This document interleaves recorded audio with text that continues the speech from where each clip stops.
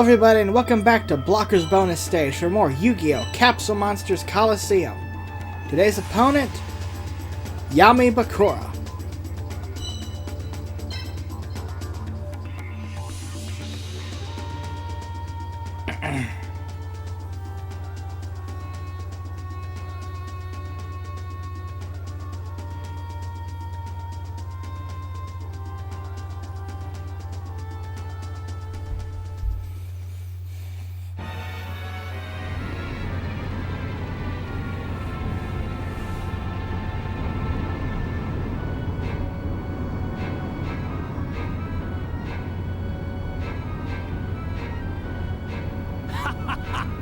I couldn't wait to duel you. Is that so, Bakura? Bakura? No, I'm more than that. And you don't stand a chance, not after I learned all your strategies when you dueled against my host body. You may have defeated Bakura, but his skills are complete garbage when compared to mine. Oh, really?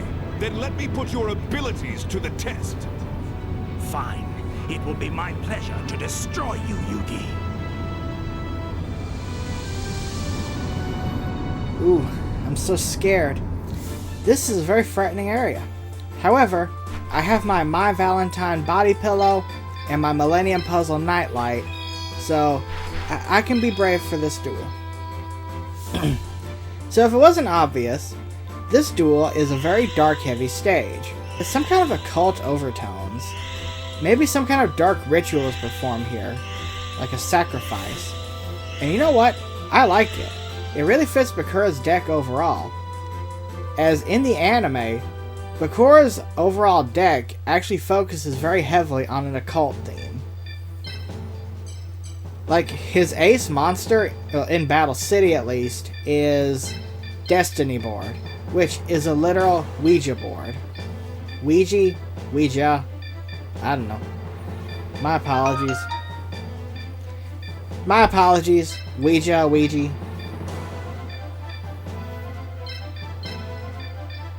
It's like a reverse, like a magic and trap version of Exodia. So this stage is deceptively basic. The environment is overwhelmingly dark favored, like it's the max amount possible, but for him, that's obviously really good because he plays a majority of dark monsters. And the monsters themselves he plays are all insanely strong, especially with the dark symbol boost, from his symbol and the environment itself. And most of his monsters all have really good movement too. So Bakura is definitely up there for toughest duels in the game. So the best way to beat him is just to try to bring out your best monsters that you've leveled up. Especially anything with fire, wind, water, or wood, as he plays nothing to beat those types. And at this point, you should have a pretty strong army from leveling up so much. It's time to start. And with those types I mentioned, you never really have to worry about type advantage. As Bakura, if you do what I say, you don't have to worry about type advantage. And otherwise, if you try to match like Light and Earth to counterbalance Dark and Thunder, that's going to be challenging because Bakura's AI is actually pretty smart. Where this duel will lead.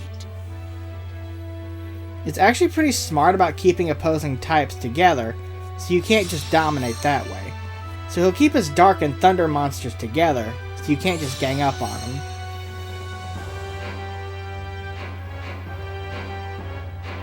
Also, preferably bring creatures It's my turn.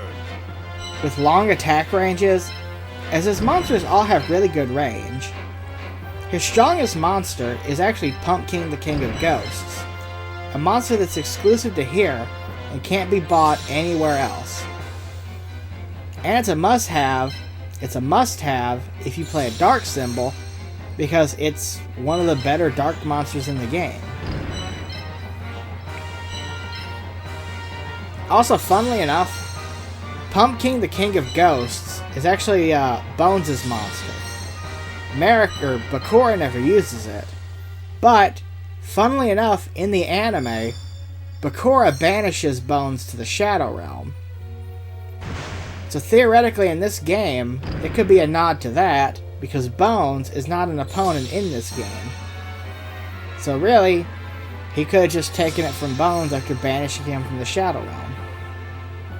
I mean, to the Shadow Realm.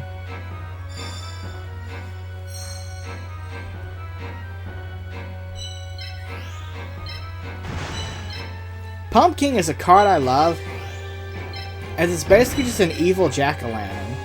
It's a pretty good rendition of old Yu-Gi-Oh art, and how off-kilter and weird it could be, where pretty much everything was made into a Yu-Gi-Oh card. In fact, I like the duel he appears in so much. It really reminds me of Halloween, and I like it so much that it actually became part of my yearly Halloween marathon. You see, as a teenager and an adult, every October, I'd spend every day watching one, either Halloween episode of a TV show I used to like, or a horror movie.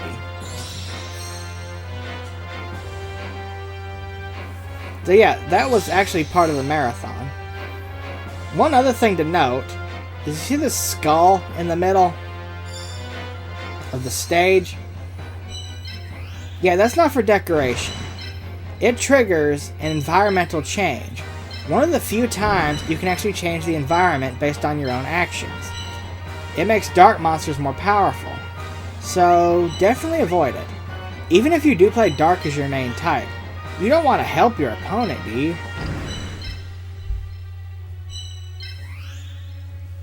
Also, Yami Bakura in the anime is actually a really cool character. We see him throughout the whole series collecting the Millennium items, for a purpose we don't catch until way at the end. He's like a third-party independent villain with no affiliation to the main villains, often even opposing them. And Yami Bakura is actually really smart. Even the games he's in get this well done. For example, in Duelist to the Roses, he uses an optimal strategy of using a very low deck cost, so you have to weaken your deck to face him. And his cards are all about gaining life points and blocking you from playing anything really strong. Also, in Falsebound Kingdom, that game really does get his character right, as he's out for self from that game's antagonist and constructs a full in-depth plan that basically outsmarts both Yugi and Scott Irvine, the main villain of that game. And that's something I really like. The best thing about Bakura is how he's present throughout the... first, but it will definitely not be your last.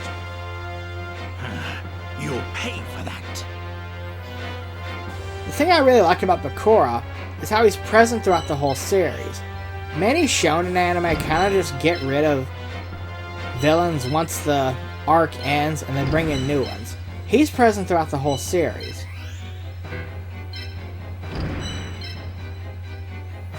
So here's a funny story. I mentioned in the first part of my retrospective that Yu-Gi-Oh gave me some really weird looks in my church. As I would bring the cards to it and play during like leisure time, someone overheard me talk about summoning and sacrificing, which are two mechanics in the game. And some of the names actually seem concerning. This isn't fun at all.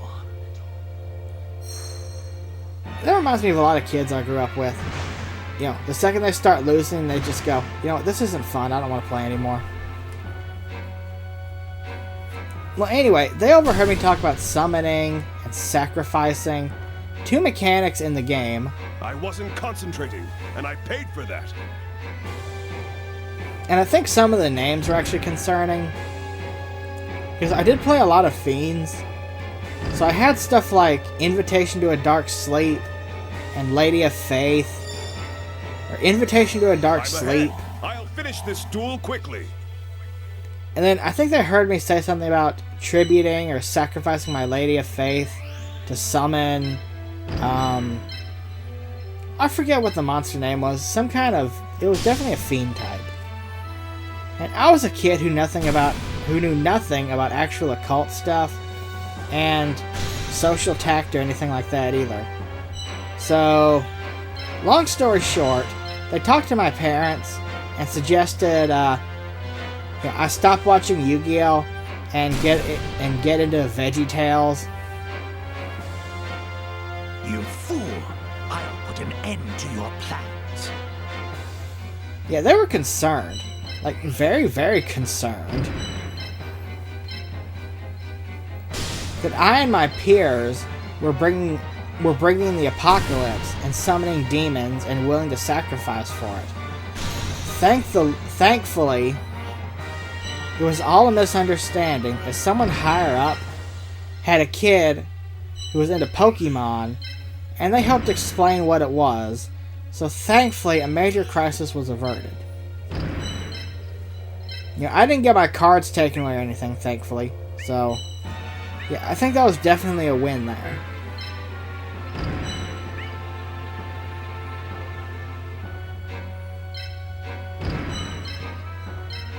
But yeah, we are...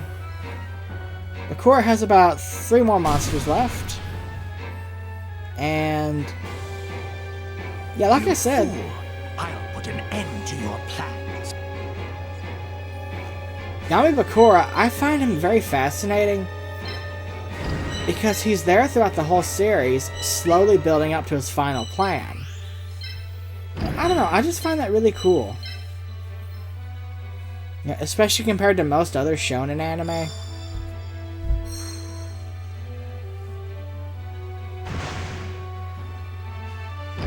Also, I do plan on doing a bonus video showing how to get all the monsters in the game. Also, that Pump King is a menace. It's really destroying my monsters. If that's all the damage you can deal, then my monster will not fall. Speaking of which, I had another idea for a video series on my main channel. I think I'm going to call it Card Art Oddities, where I just go over strange tropes and kind of stereotypes in Yu-Gi-Oh! Well, in Yu-Gi-Oh's card art. And each episode's going to have a theme. I'll cover that later. So look forward to that on the channel.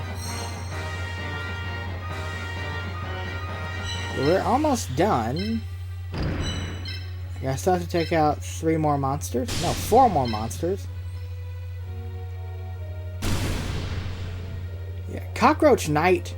I got him in like the 5th duel. And this is the... He never had this much power. About the 21st part. No, yeah, 21st. And he's been really good to me. Harpy Lady I'm finally using for the first time, and that's a special monster to me, because one of my first decks was actually a Harpy deck. My Valentine, as you probably know, is my favorite character. I've also started to use Crocodilus, and he took out Great Moth in one, or Great Moth took him out in one shot. Now, that's what I'm talking about. I'm starting to use Crocodilus. He's going to be kind of my new water monster. And I'm going to be using him quite a lot, too.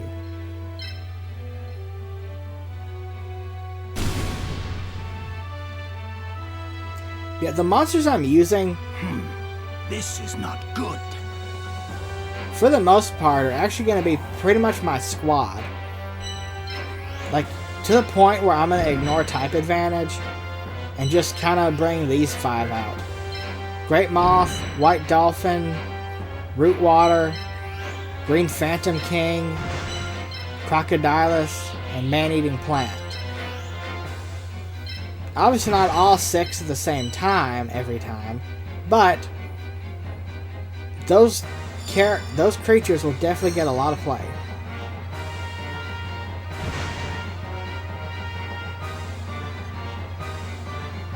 Yeah, Great Moth, 10 damage, which is the absolute minimum. Another thing with damage in this game is, you have the attack, and then that attack, you subtract the defense from the attack. And that's how you get your total. This will finish you. And then there's also a boost or a decrease if there's an advantage or a disadvantage.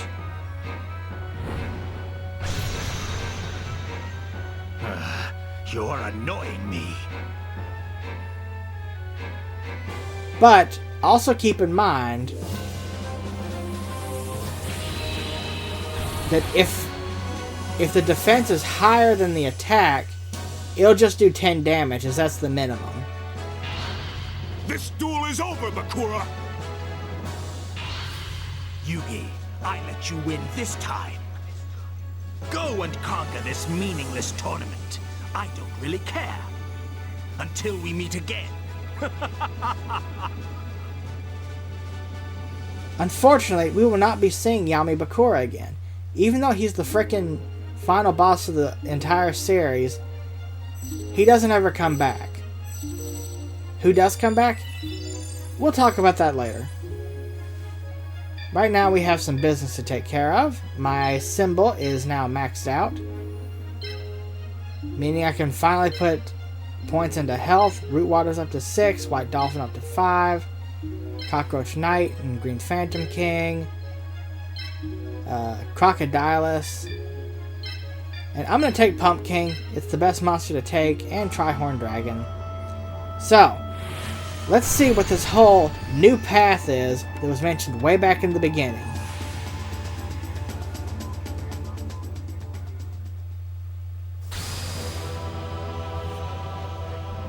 What's going on? Hey, look at that!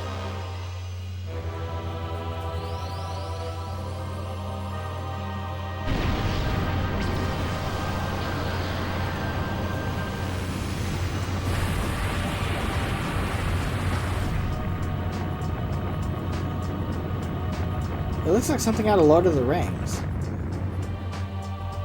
The tower with the eye. Can that be... Is that the new path Joey was talking about? I think so. Our greatest opponents must be waiting in there. That may be, but no matter who stands in my way, we will not be defeated. Right, Yugi? Of course!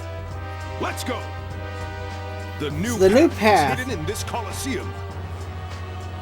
The new path is a secret final boss area. It's in a linear order, and you'll be facing 5 opponents in a rematch. Oh, but these aren't just simple rematches. They're totally different areas and monster layouts, and ramped up difficulty.